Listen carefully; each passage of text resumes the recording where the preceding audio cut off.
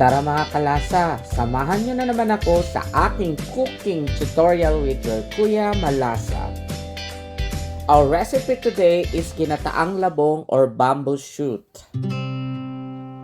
This is a fresh bamboo shoot, okra, malunggay, at syempre with malasang shrimp. We have swimming crab. This brand is okay. Shout out pala sa mga crab mentality dyan. Kagat-kagat.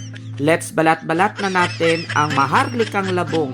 Shout out again sa mga malabong kausap dyan. Make sure yung malambot part ang isasama natin. Don't include yung matitigas ang mukha. Oh my God! Gulang part.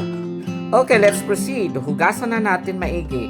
Mga 2 million times and let's boil for about 30 minutes to make sure the labong will be good for cooking.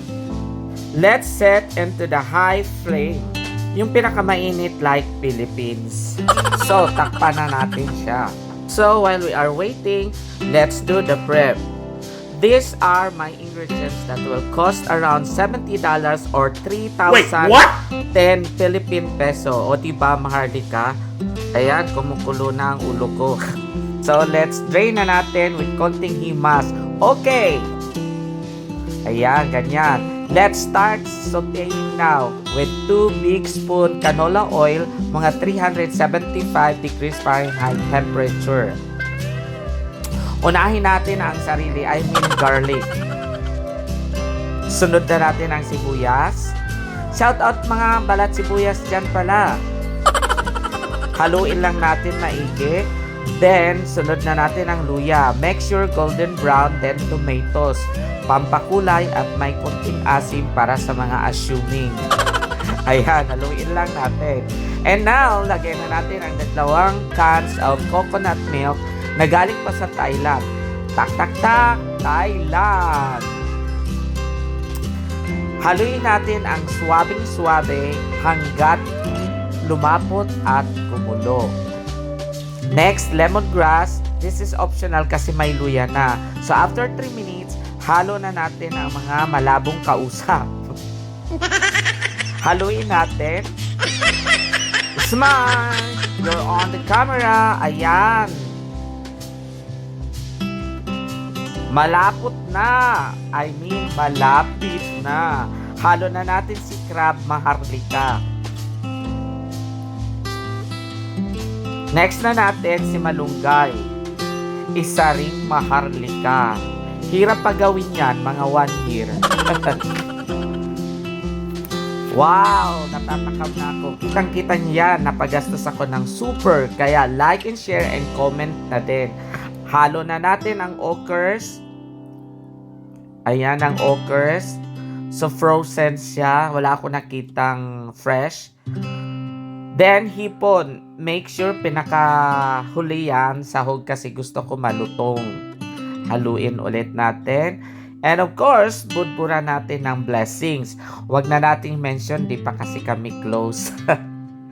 At asin, mga very light lang kasi may asin na ang crab at shrimp. Para may konting tamis sa buhay at tayo ng brown sugar. Ang pantanggal lasa, pampalapot, lalo mag-add tayo ng cream, hindi lang sa salad yan, pwede din sa ginataan.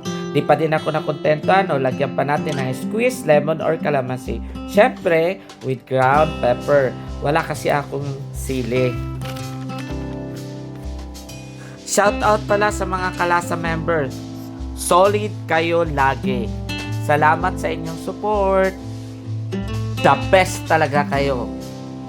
Please like and share and comment dahil ang hirap mag-edit, mag-shoot, mag-dubbing at napakamahal na ingredients. Ayan, malapit na. Tikman na natin. Ayun nakadilat ang mata. It's picture time. Ang sarap-sarap mga Kalasa. Maraming salamat sa inyong suporta. This is our ginataang labong with shrimp and crab. By the way, If you would like to be my partner, this is your Malasang Pinoy channel. Let's wow your online presence, perfect media with perfect partner of any kind of events and entertainment. Just follow, subscribe my Facebook and YouTube channel or send a private message. It's finished! And the rice is waving. Let's eat!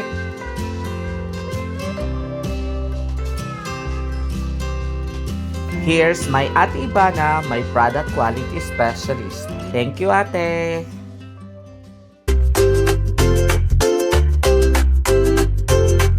Family, food, love, and adventure. Follow and subscribe at Malasang Pinoy channel.